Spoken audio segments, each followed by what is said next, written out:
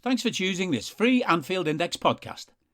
If you'd prefer to listen to this or any of our other shows without adverts, then now's the time to check out Anfield Index Pro.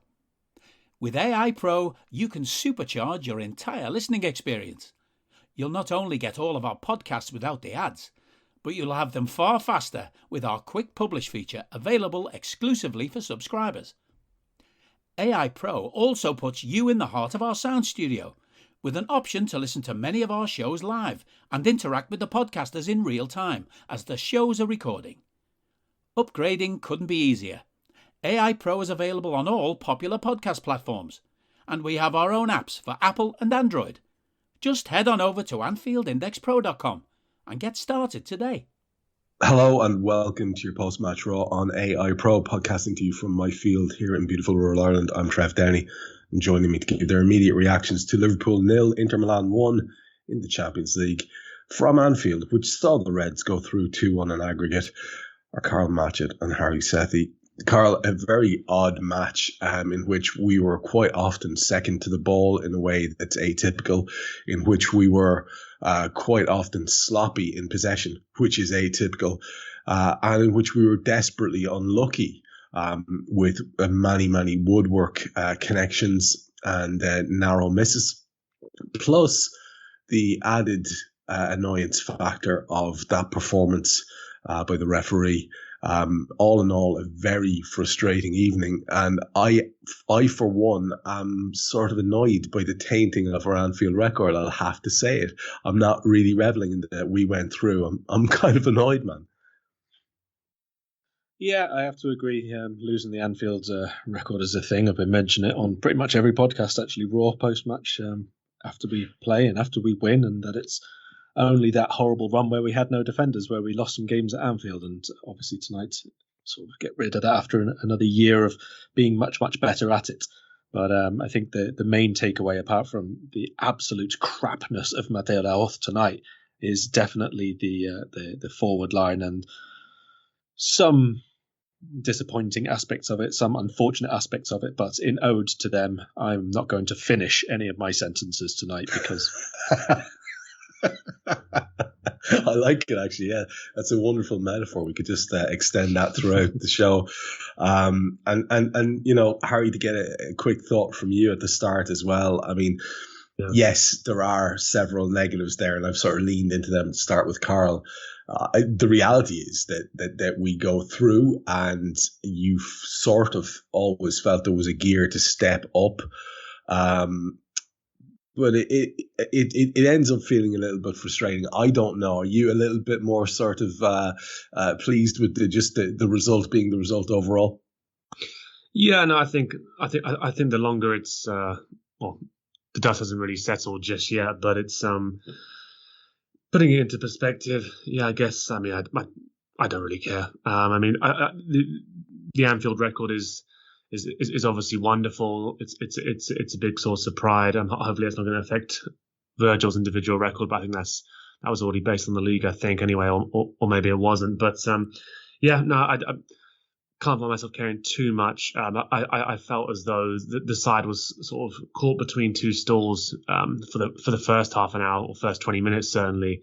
Do we just try and control this game? We have the players seemingly to do that, or do we try and get a goal and kill it off? And it's sort of coloured as well by the fact that I didn't think we played particularly well across the whole game, but there were still a couple of 2 or 3 opportunities that we carved out where if we take any of those, life becomes much harder for Inter Milan, as impressive as they were. So now, really, the residing thing for me following the game, Trev, was obviously into the next round, hoping some of those players in the forward line can recover some of their fitness and maybe learn how to hold up a ball again, because I thought Diogo Jota really struggled tonight. Didn't look like he was fully fit at all. Mo Salah's going through this little bit of a weird rut at the moment, where ordinarily he buries two of those chances that he has tonight. And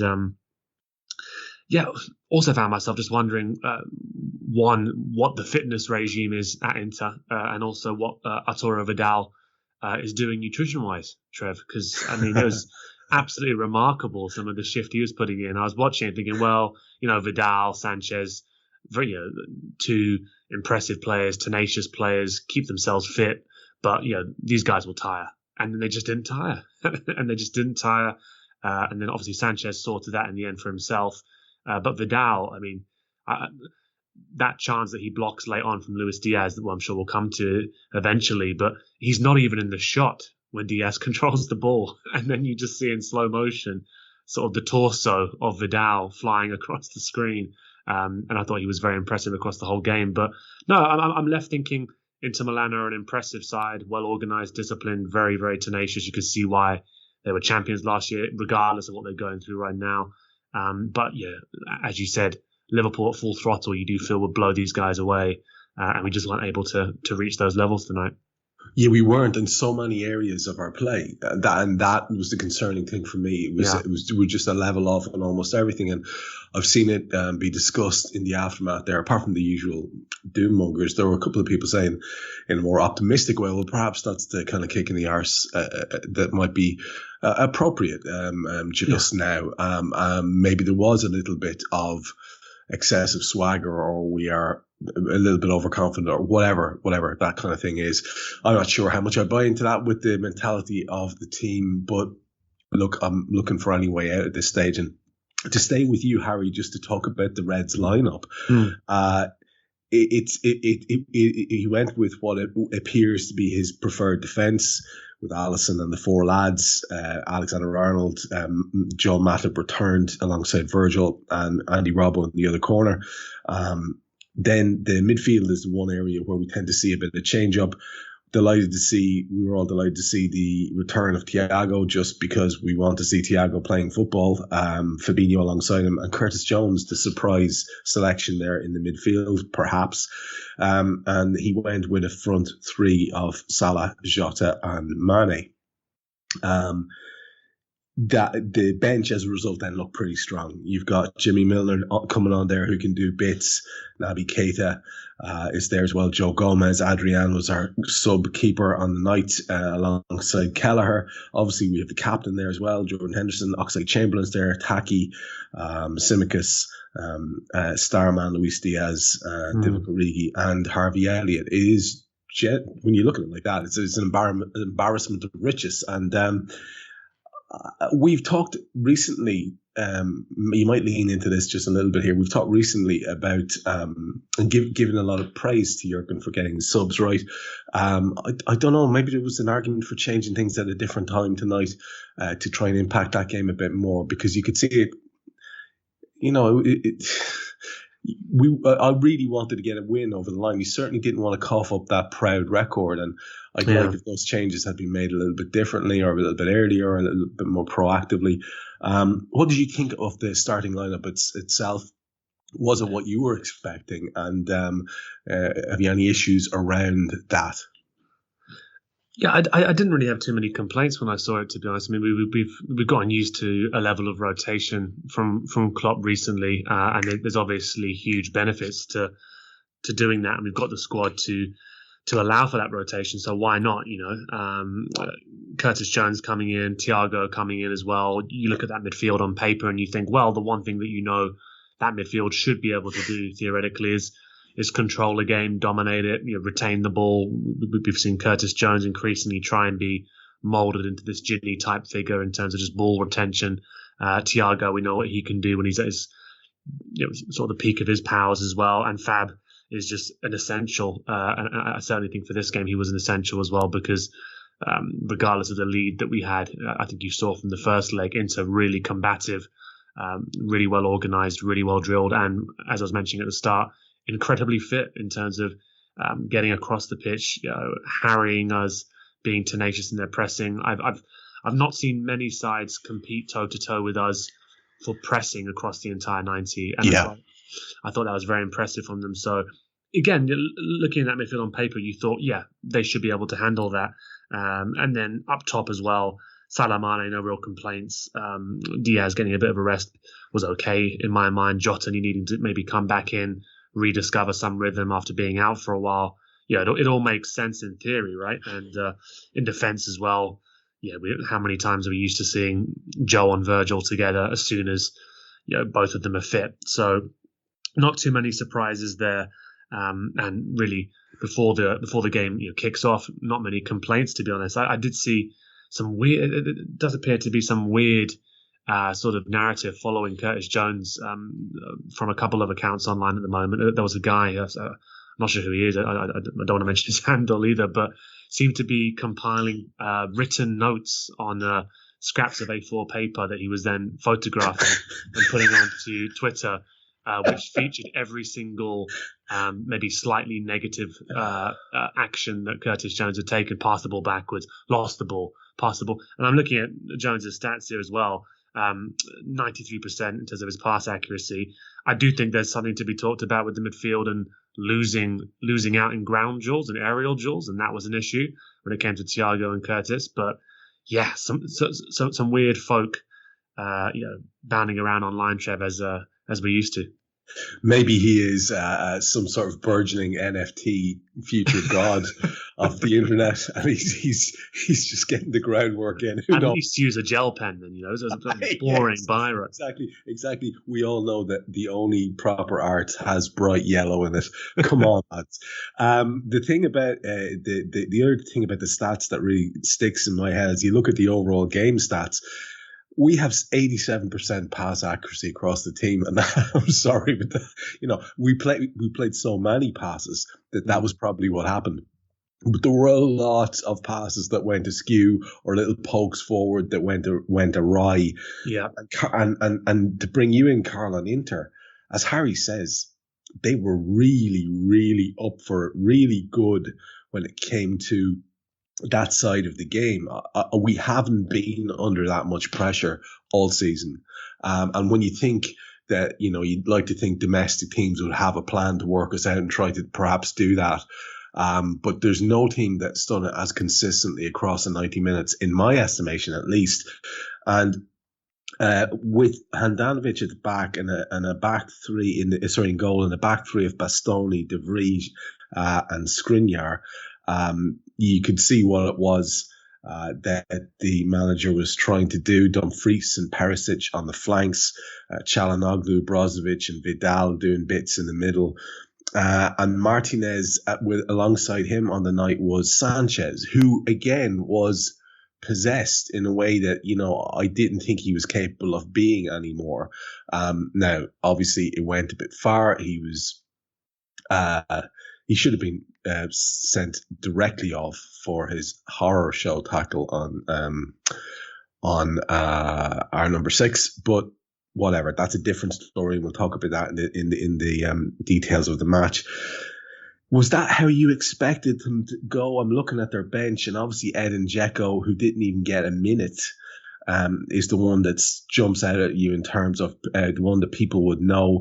The people who did come on for them on the night were Gagliardini, Vicino, I think, was their last sub. Correa, D'Ambrosio came on because of a De Vrij injury, and Darmian too. I think maybe Robin Gosens is another one who could have been in contention. When you look forward to this one, Dave, was that pretty much how you saw them going? Yeah, pretty much. To be fair, I didn't do it guided for this game, but it would have been this lineup with the exception of Dzeko. They played Friday night as opposed to over the weekend, so they had an extra day to get everybody ready. Dzeko scored twice in that game in a 5-0 win against the team at the bottom of Serie A, so I wouldn't have expected too many changes. But there was a report in the Italian media earlier on today before the match saying that they had seen the training preparations and it looked like it was going to be Lautaro and Alexis together, which obviously it turned out to be, which, like you say, is fine because of the energy and the pressing and a bit of a game plan there and all the rest of it. But to not even see him come off the bench, I suspect he must have been carrying an injury, because what other reason would you have needing a goal in the last couple of minutes? And your only forward on the bench at that point is Joaquin Correa, who's more of a second forward anyway. They didn't have a big number 9 up there. They didn't have a target man or a real goal scorer on the pitch. So I can only imagine that he was injured, even though Caicedo didn't come on. So I'm not really sure about the last couple of changes that Simone Inzaghi made, but apart from that, the lineup was exactly as you would expect. Obviously, the one suspension that they did have puts an awful lot of emphasis on the wing backs to get high up the pitch. I think Perisic pretty much had a really good game again today. Him against Trent was probably the best individual battle on the pitch, I thought. And back three is always the back three. In terms of the, Harry's been very diplomatic and referred to nutrition in regards to Vidal and Sanchez. I mean, the energy levels from the two of them in particular were quite pronounced. And it has an effect, it has an impact. At one point, little barrel and all that he is, Sanchez had worried both Joel and Virgil in succession with sort of physical challenges. Now, he didn't actually manage to do a whole lot with it. But I have to say, I did not see that performance coming, and it was sustained, as Harry mentioned, was Vidal's. Yeah, for sure. I think that you got to remember that there's so much at stake in this game. Obviously, these players, many of them have been at the very, very highest level for a long time, both domestically and on the international scene. You talk about Vidal, especially. We've seen with Chile in particular, even more than at club level, sometimes how driven these players can be, and how winning the biggest games where it's a knockout competition, everything, it brings an extra level out of them. That's why they've been at the top end of the game for so long.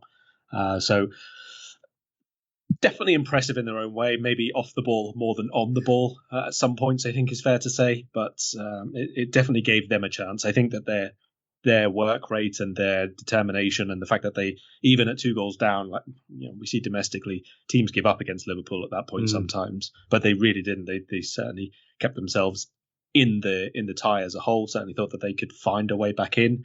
And I don't really want to go overboard, because this game could easily have been a much better scoreline for Liverpool, just by a few inches either side of the post, obviously.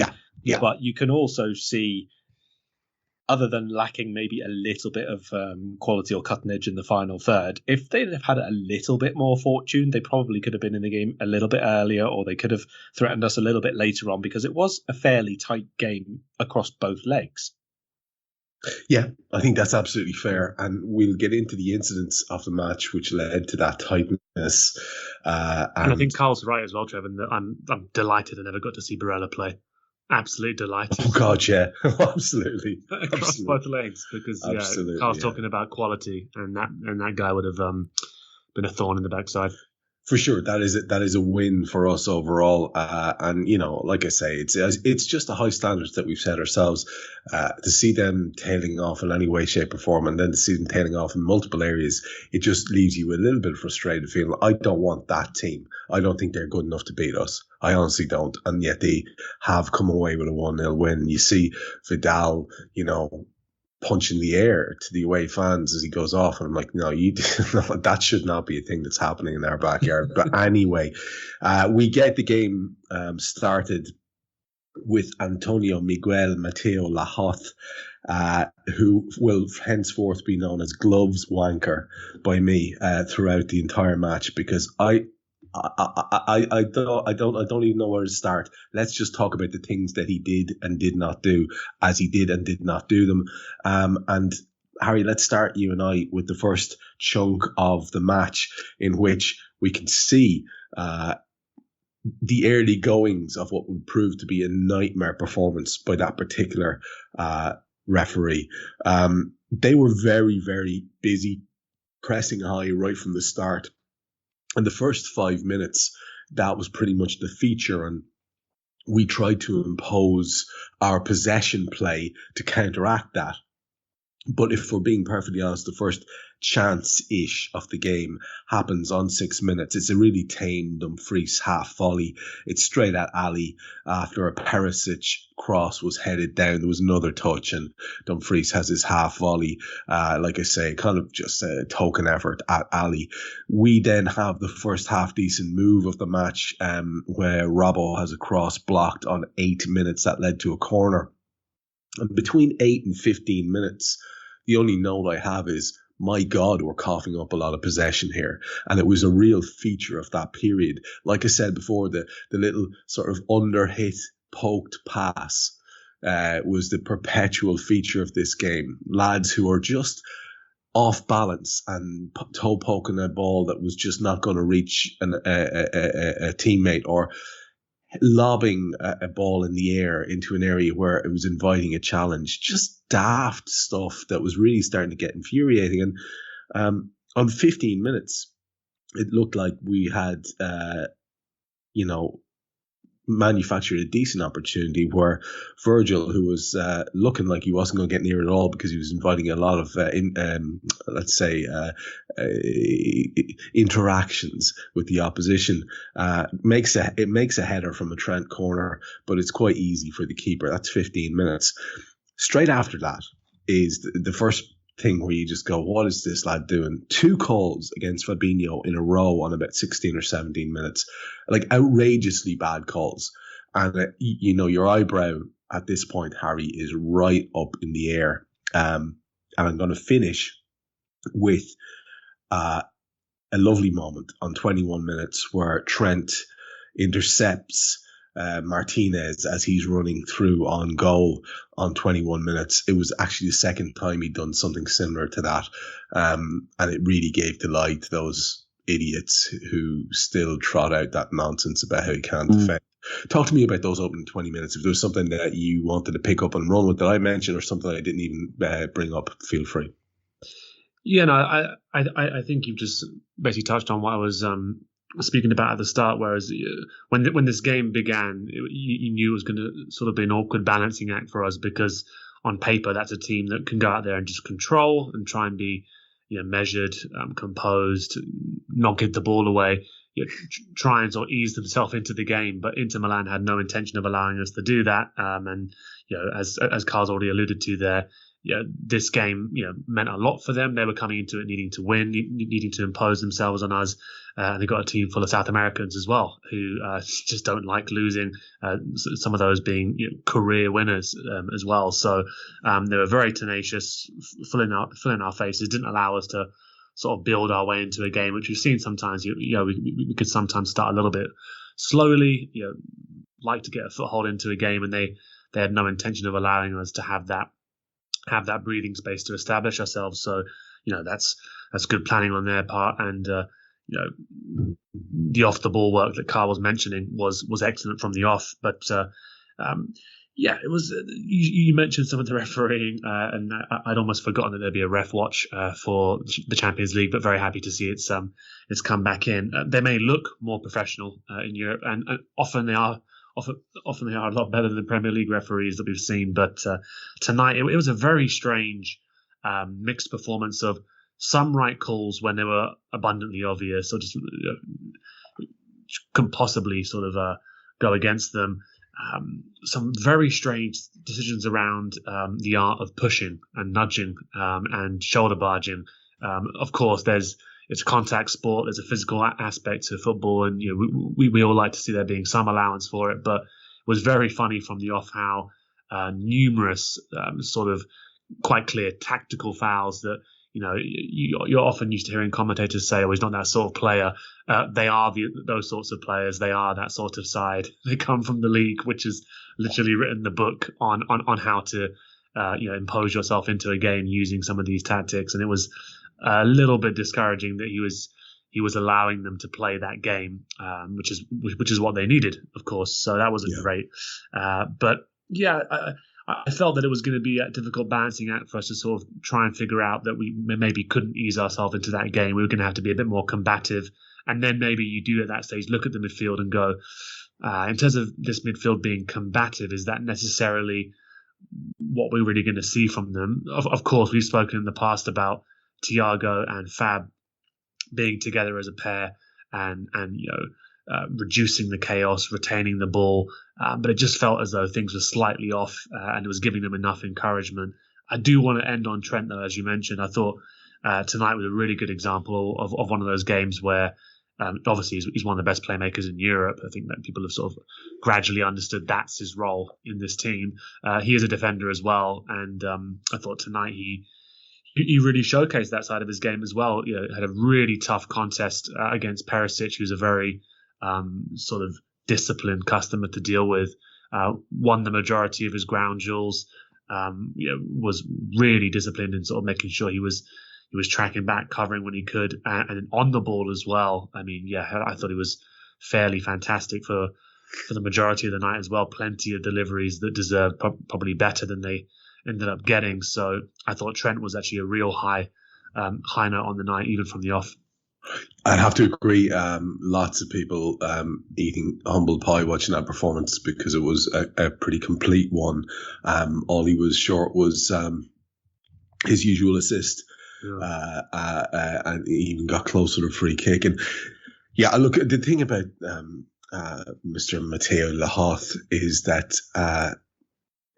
I don't know what way you guys are, what sort of various involvements you've had with football over years, but I've often been coaching teams, and so you got a training match going on, or maybe it's end of year and it's the sports day in my school, and I'm refereeing matches, knockout matches all day, and sometimes you kind of miss one, you weren't paying attention, you let one go, and then you think, well, I better let one go for the opposition if the chance occurs. So you do, and then they get outraged, and they just had that feel that the game was slowly getting out of his control. He had that head of someone who was not in control, and I think when you see someone rush into, red card someone on the sideline after you've been making appalling decisions all night, that might be a fair indicator. Like, I mean, I'm sure Johnny Moss was at home in his kitchen, rolling his shoulders backwards, swaggering out to the fridge for another bit of ice cream, thinking, I'm better than this lad.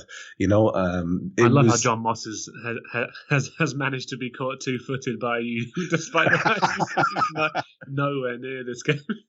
I'm not. He's never getting off the hook, Harry. It's just as simple as that.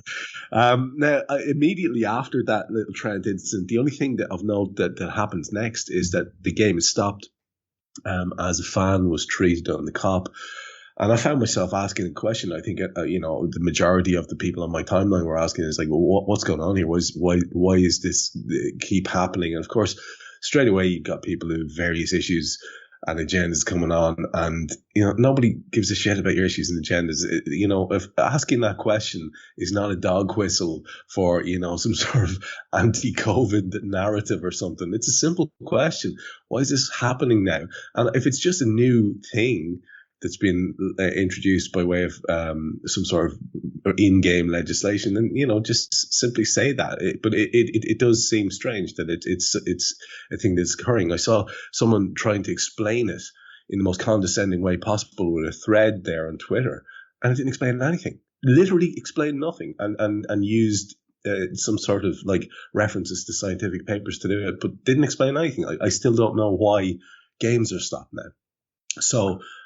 If we do have any clarification on that from either of you, or if you do, I wouldn't mind knowing what that is at some stage if you want to come back to it. But let's, if we can, get stuck back into the rest of the match, Karl, the first half with you then, because we do have a fantastic opportunity on the half-hour mark when play gets restarted. Joel meets Trent free kick, which was whipped in pretty viciously with his head, and it hits the top, hits the bar. It's an in-swing free kick, beautiful delivery from Trent, and Joel does his bit by directing it towards the target. But unfortunately, the first of a couple of hands-to-head moments over the night. Then Van Dijk has a header soon after that from the corner that occurred as a result of that effort. His header was blocked by Skriniar. That leads to another corner, and nothing came from that. Then we see Virgil at his best at the other end, where on 34 minutes they appear to be breaking with Martinez, who sees Virgil and goes, yeah, I don't fancy that, just gives up the ghost completely. It was quite a visceral, powerful moment, and it prompted the Fletch lad on BT to talk about how Virgil had done him, and the more Fletch talks about something, as if it's a fait accompli, that it's going to be the opposite. And of course Martinez has his moment later on, as I kind of found myself predicting in my head. Trent bundled over Martinez on the touchline in 37 minutes, much to my delight. One of those moments you like to see, just strength from our lad, and we pick up the first yellow of the match. Then on 39 minutes, Jota pretty sloppy again. And picks up the yellow card. Now, I'm going to take you through the remainder of the half because there's only really one thing of real incident, and that I do want to get a comment from you on in your summary. Çalhanoğlu drives in a free kick from the right hand side. It's a low cross shot. They can't get to it, and Ali has to do really well to push it away. The 5 minutes are added for stoppage. Sanchez at that point then on 48 minutes, so three minutes into the stoppage, comes in with what is a leg breaker on Thiago, in my opinion. Not even a card. It didn't appear at the time. Maybe that was just a coverage, but nobody seemed to think he had gotten a card. And then we learned later on from the great insight master that is Fletch that it has been decided that he has been given a yellow card. So who knows what happened there. Then Vidal is late as hell on Curtis on 50 minutes. We get a free left of centre, and Trent hits that free narrowly wide of the top corner intersection of post and bar. Look, they are the things that happened, but the real takeaway for me was how increasingly the game was getting away from us in terms of our sloppiness in important moments, and the game is clearly getting away from the referee as well, Karl. Yeah, I mean, we've used quite a lot of words tonight to explain Louth was terrible. Like, he was abysmal. We had a couple of players who weren't at their best tonight, and he was 10 times worse than any of them, because you miss challenges like that, you miss decisions like that.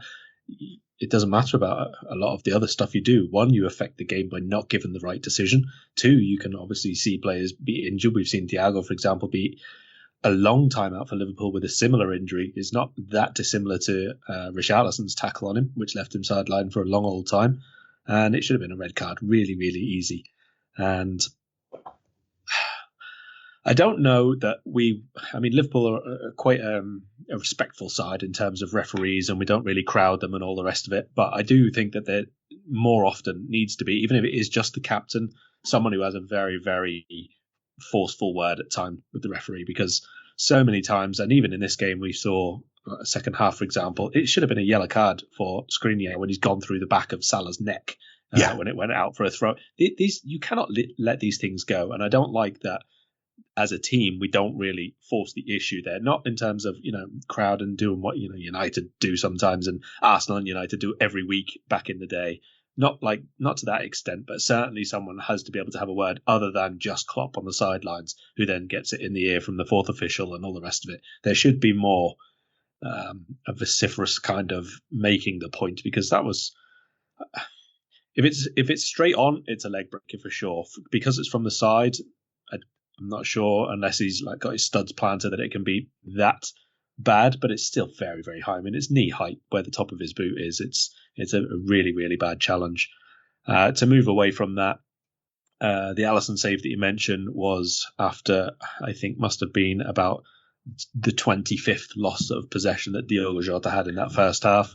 Yeah. I thought he had a stinker, to be perfectly honest. I thought he should have probably come off at the break.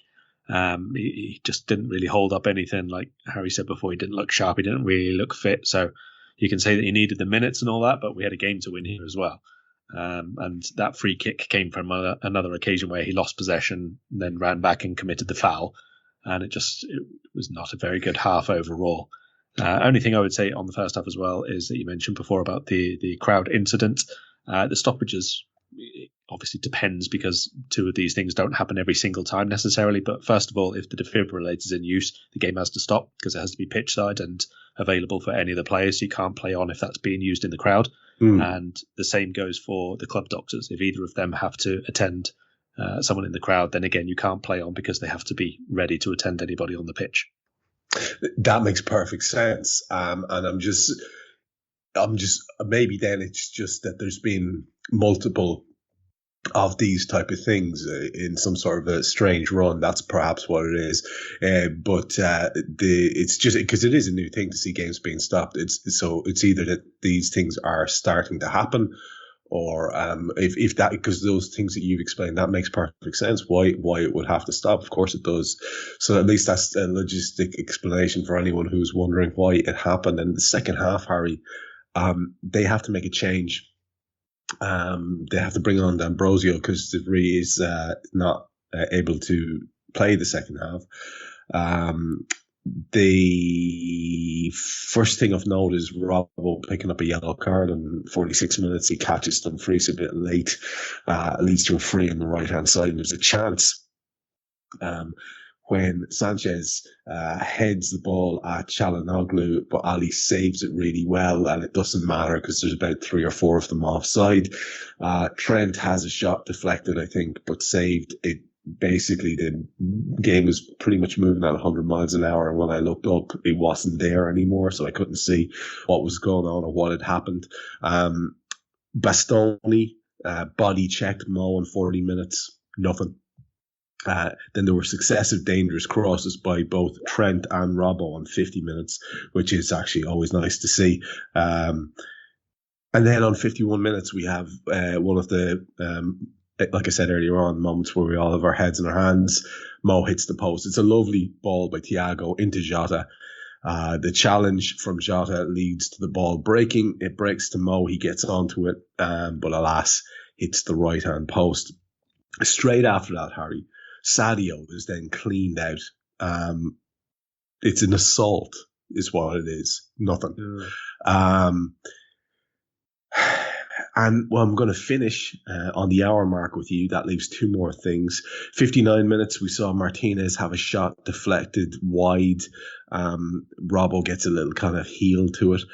But again, it was a wake-up call. How did the ball kind of slowly find its way to Martinez in space in the central position? It should have been a wake-up call. Actually, let's do this right. Let's build it to the goal because it's only 2 minutes away. Then D'Ambrosio on the hour mark breaks our offside, charging forward from the back. Breaks our offside really well. It's a decent ball into him. And if it isn't for the fact that it's a centre half who's charging and harumphing forward, the touch and finish might have been a bit more expert, and we might have been punished there. But he fires wildly over, skies his shot. But then within 3 minutes, they are 1-0 up. And it is Martinez, who, like we had said, had gotten bugger all night from our defence. But again, we back off. The ball is played into him from the left. He's approaching sort of diagonally the corner of the box, and we all back off. And when we back off, you invite people to shoot. And if you take a shot that's as good as the one Martinez takes, which has perfect amount of power and bend to beat Ali at the far post into the top corner, and that's not an easy thing to do. I think sometimes you just have to take your hat off and say, that's a really good goal and it's a brilliantly taken finish. And these things can happen. What it should have done was spark us into real response. Alas, that didn't really happen. Talk to us about the first chunk of that half then. Yeah, no, as you mentioned, there are sort of a number of different warning signs in terms of sort of them starting to create slightly more high quality chances. That Ambrosio one is obviously a very high quality chance if you're anybody but a centre back, effectively. And actually almost reminded me a little bit of the was it not quite as high quality as the Lanzini chance, but in terms of sort of being in the right position and actually skying it over in that position. So yeah, you would think that would have made us a little bit sharper, a little bit more wary or wary of the fact that they could hurt us. Having said that, in the end, the goal by Martinez, who had an interesting evening because I was sort of in the midst of a discussion with somebody online around that particular clip that you were talking about, Trev, where he does just stop running the second he clocks that it's Van Dijk who he'd be in a sprinting contest with, and perhaps I was reveling in that aura a little bit around. Isn't it great that we've got a centre back who, for quite a few strikers, they don't even bother. It's a very useful thing to have, and from time to time you will see the likes of Virgil give a player a bit more space, back off, and almost invite them. Say, well, go on then, show me what you can do. And similar to yourself, Trev, I mean, if those are the types of goals that we're conceding in terms of the quality of that strike, then I'm sort of in the camp where I hate conceding goals, don't want us to back off. I'm sure we could analyse that and think of the much better ways to defend that situation. But it's a very high quality strike by Martinez. It's a wonder strike. Beats Ali from that position. Hit with a lot of power. And I was sort of left thinking maybe that's what happens when you have bullied an Argentinian striker like Lautaro Martinez for nearly an hour and a half, for over an hour and a half at this stage across the two ties, because he really was getting absolutely nothing and looked fairly demoralised. But that seemed to sort of completely wake him up, and you just wonder what kind of game it would have been had his fellow South American not done something that we saw Sanchez do only sort of a minute later. And you're right to highlight as well that I think the same as Karl did, Alexis Sanchez very, very lucky to even be on the pitch, to be honest, after that pretty terrible tackle against Thiago. And similar to yourself, I wasn't very clear that there was a yellow card given for that, to be honest. It looked like he'd largely gotten away with it. And I was quite surprised that Thiago was as magnanimous about it as well, given some of the layoffs he's had as well. But at the start of the second half, Inter Milan once again sort of proving to us that they had no intention of giving up the game, despite certain players maybe being a little bit demoralised or play breaking down at a certain situation. They're starting to carve out those better chances, when you keep on allowing teams to get into a certain part of the pitch where they can maybe create chances or have shots like that, we've seen Liverpool over the past few games not concede a number of actually quite high quality chances for the opposition, and this wasn't. I'm sure on paper, when we look at the stats for this chance, it was a very low value chance, but Martinez turns it into a wonderful one. He certainly does, and Karl, Harry's right. I said you would hope that the response to a goal like that, which is it stuns you, and you think, well, fuck me, this, we shouldn't have allowed that. We have more about us, and you want to see that response.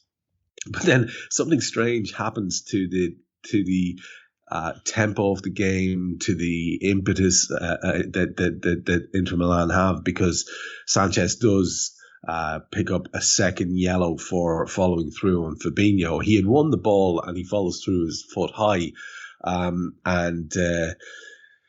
then the ref goes over and sends off one of the Inter Milan staffers as well. Whatever. We bring on Naby and Hendo for Curtis and Thiago at that point. That's 64 minutes. And the only thing that happens in those immediate moments is that we do start to keep the ball a bit better. And I'd have to say that once Martinez's goal goes in and Sanchez goes off, even though they still keep playing football, there is nothing left for them in this game now. We have nothing to talk about by way of an Inter Milan chance between now and the end of the game, and a sizable amount of injury time added on too. The things that do happen that we can talk about is how Sadio Mane picks up a yellow card in 70 minutes for literally nothing. They bring on, I think, at least 3, if not 4 substitutes. Correa, Gagliardini, Darmian came on. Brozovic and Martinez, 2 of the ones to go off. I got it hard to keep up with that at the time. But we have another fantastic opportunity in 75 minutes. Mo hits the post, a first-time effort. It's a lovely link-up with Sadio Mane, a beautiful through ball by him with a bit of loft on it. Mo times his run to perfection, hits the ball first time with his right foot. It's beautifully done. It's really well executed effort. But he hits the base of the other post this time, and we're all wincing. They bring on their last sub then, which is Ficino for Çalhanoğlu on 82 minutes, and we have Diaz come on at the same time for the aforementioned absolutely woeful Diogo Jota on the night. To be fair, 84 minutes, Bastoni took out Mo as Mo was driving a goal, and Bastoni's another one who should have had multiple yellow cards. 88 minutes. Robbo's breaking down the left, Mo's running through the middle. It's a wonderful opportunity. It's not just Mo there as well breaking, but Robbo's cross is atypically poor. It goes out for a corner. From that corner, there's a Van Dijk header which is deflected out for another corner, and at that point 5 minutes are added. And the last thing of note then, really, two things. Diaz has a shot blocked in 91 minutes. It's a bloody fantastic piece of football, a beautiful move that deserved to be crowned with a goal by our new man. But, Harry mentioned earlier on the sort of suspiciously energetic Vidal got across to clear that in a very dramatic way. I've no idea what you're implying here, by the way. No, I'm not implying that. It's just a man who doesn't eat gluten. That's it. Absolutely, he's fond of broccoli. 93 minutes saw Gagliardini picking up a yellow card. And then the last ignominious moment of the referee's night was when Mo was assaulted by Skriniar. And again, literally nothing. An absolute shit show of performance from him. I think you'd have to say overall, when you weigh up those chances, Karl, that we've talked about, maybe that does sort of temper the level of annoyance you can have or irritation you can have at what wasn't a great performance by us, because on another night, we have at least 2 goals in the bag there, and then the tie's never in doubt. Yeah, I mean, Harry mentioned Martinez's shot was a low quality chance as such. It was 4% probability of being a goal by M4Goals methodology, which, if memory serves, is the same chance as Origi's was given his Champions League goal against Tottenham in the final. So a very, very low probability chance. I think, as usual, there, I wouldn't really look at the shot itself in terms of Liverpool and to prevent the goals. I usually look a little bit further back, the build-up play, where it's come from. And basically, it's a poor clearance, a poor pass out of defence, isn't it, from Matchett? And then we've not defended the second ball when it comes back in particularly well. I think it was maybe Thiago was sort of caught between 2 players.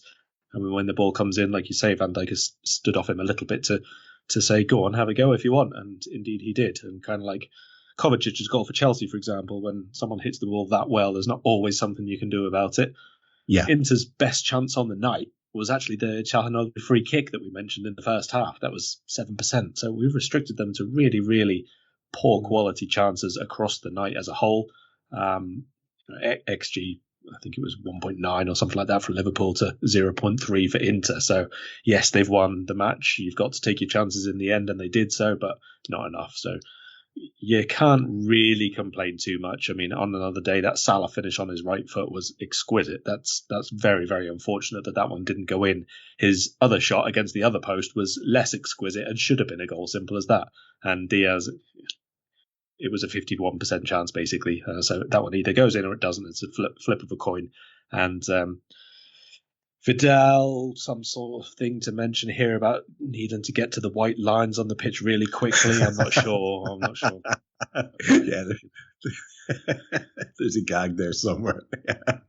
Yeah, I'll tell you what we're going to do. I'm going to come back to you for last minute thoughts, and I'm sure you have a few of your usual interesting facts and figures for us towards the end there, and that's what we'll do. We'll finish the show with yourself in a second, Karl. And Harry, let me get your wrap-up thoughts on that overall performance and what it means, because ultimately in the context of the season, when we get over our bruised pride at losing a match, we have qualified. John Achterberg has put a little graphic on his Twitter there saying, qualified in big letters.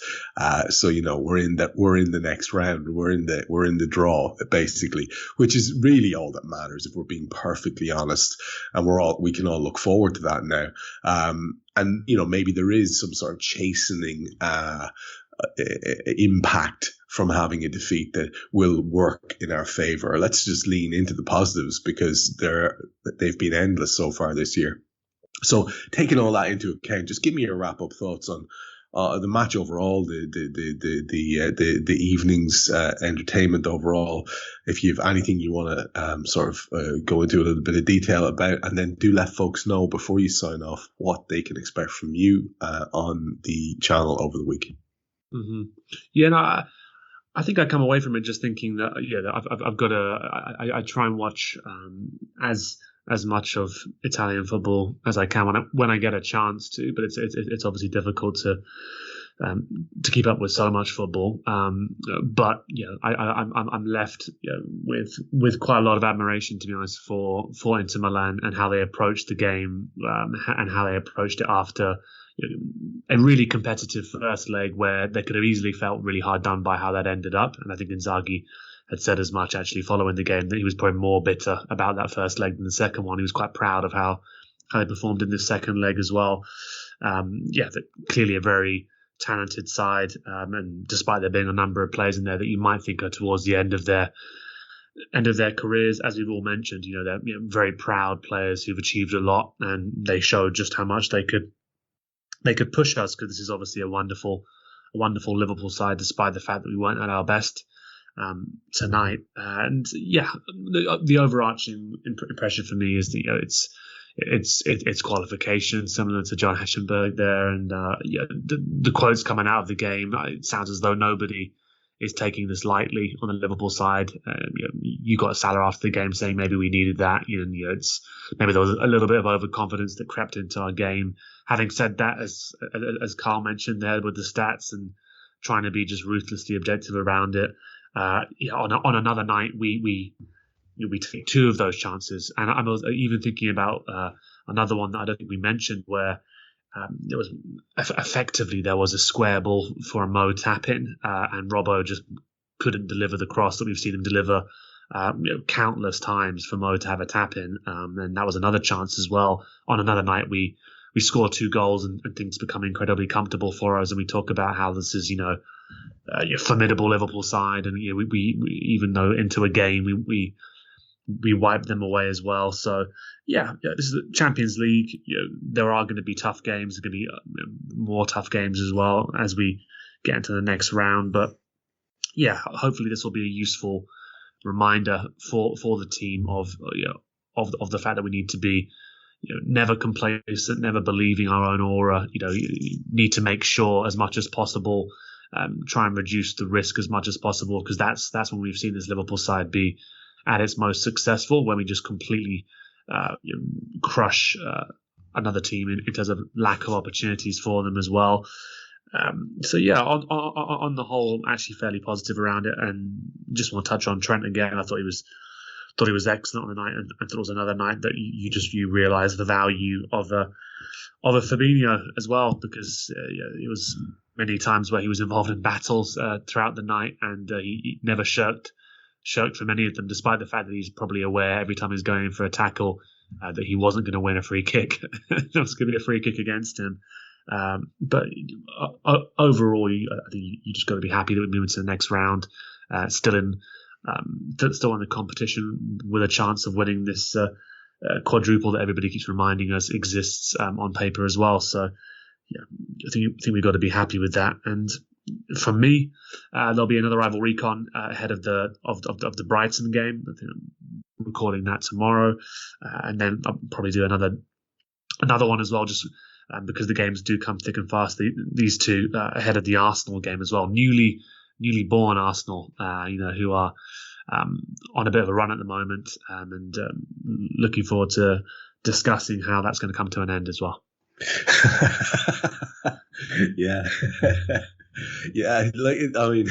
I'm glad you actually got someone for Brighton, because it was looking a bit scary there for a while, wasn't it? I've got two pretty solid contacts for Brighton, but both of them are going on holiday. So I'm not sure if there's something there. But both of them are going on holiday, and Arsenal's always important for me as well, because I grew up in North London, and the WhatsApp group chats, the family chat, always gets incredibly lively ahead of that fixture. Every single season. Got a little bit quieter this season, obviously, after those two legs where we sort of demoralised them last time we went to the Emirates. So hopefully we can do that again. Yeah. I always keep you in mind when there's Arsenal on the horizon. I know how close it is. It's a bit like Cam with all his Man United supporting relatives. It's a difficult time. So thoughts and prayers, Harry. We obviously the one sort of frustrating thing is that we had an opportunity to set some sort of record of most amount of games won from the start of a Champions League campaign. I think it's Barca and Bayern may have it, and the only reason I like these little token things is because they're a measure of the dominance of this side, and I want this side to be remembered for years for being incredibly dominant and winning trophies. And Karl, to finish off with you then, no doubt you have some sort of take on the match overall for us to finish up with. And in a time where there's games coming thick and fast, do let the folks know what they can expect from you two in the days to come. Yeah, I'll be back on Scouted again this week for everything that we've got coming up. Basically, obviously, it's Brighton at the weekend, so I'll be on there. And a couple of big games coming up fast after that, so we'll be on before every single game on those ones. There's a post-match piece on The Independent if you fancy a read of things as well. In terms of the game tonight, I'd just like to quickly mention Curtis Jones. I thought first half he was probably Liverpool's best player in terms of being on the ball. Very, very progressive, very quick to get on the turn and get us on the front foot. Probably out of the foremost attacking players, he was comfortably the better player, to be honest. And just in terms of his actual appearances for the first team, that was his 68th, which doesn't sound like a milestone, but actually is for a long, long time after Steven Gerrard broke through. Stephen Warnock was the academy graduate with the most appearances in the first team for the Reds, and he managed 67 altogether. Now, obviously, we've got Trent now, who's on 212 after tonight, but Warnock was still second out of the purely academy graduates. So Jones is now into second place since Steven Gerrard in terms of those. Raheem Sterling is the only other one, but obviously we signed him. Yes, we did sign him. I like that. Excellent stuff. And, if you are feeling a little bit flat, folks, do recall how good things are, because, I may have started the ball rolling with my disappointment and not winning. I just wanted us to win all the games. But, you could be struggling in your existence as an Everton fan, and I mean, it is Mail Online, so take it with a grain of salt. It's Matt Hughes, take that with a grain of salt. But apparently Everton risk a Premier League points deduction as they teeter on the brink of breaking profit and sustainability rules after recording combined losses of over 260 million between 2017 and 2020, which is, wait for it, 155 million more than is allowed over a 3-year period like that. So, I mean, we think we have a bad losing our Anfield run and having to start it again. There are horror shows all around football, and I suppose we should just relax into the John Achterberg attitude, guys, that we have gotten into the next round. We look forward to covering it with you here on Raw. You heard Harry Sethi, you heard Karl Matchett. Guy Drinkle has been recording for us. Sorry to you folks who are looking forward to the one on Discord. It was acting a bit funny for me, to say the least. I'll just leave it at that. But at least you'll have your pod out as quick as possible. Guy will be beavering away and hitting publish on this as soon as we finish. So thanks to everybody who's listening. If you're new to the show, please do spread the word around your pals now that you can listen to it for free. And maybe, having listened to a few Anfield Index shows, consider becoming a sustaining sort of producer of the whole thing by subscribing to the channel. We would appreciate that immensely. So I will leave it at that and say we'll be with you soon again. Look out for all the games coming up, because there will be a Raw after all of them.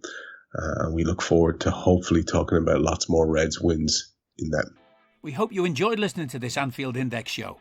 Please be sure to subscribe to our channel so future podcasts find their way to your device automatically.